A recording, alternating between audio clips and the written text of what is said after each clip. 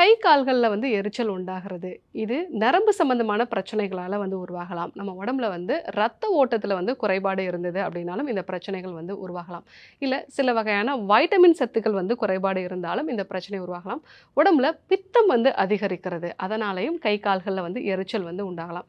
சில சமயங்கள்ல வயிறு சம்பந்தமான பிரச்சனைகள் வந்து இருக்கு. இதனால நமக்கு ஊட்டச்சத்து குறைபாடு இருந்தாலும் இந்த பிரச்சனைகள் வந்து உருவாகலாம். அதிக மன அழுத்தம் இருந்தாலும் கை கால்கள்ல வந்து எரிச்சல் வந்து உண்டாகலாம். ஸோ கை கால்கள்ல நரம்பு சம்பந்தமான பிரச்சனைகள் இருக்கு.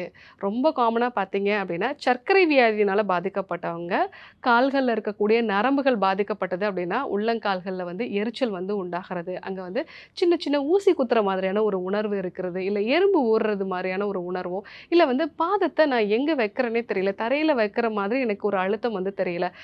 கால்களுக்கு அடியில ஏதாவது ஒண்ணு பூசின மாதிரியே வந்து இருக்கு.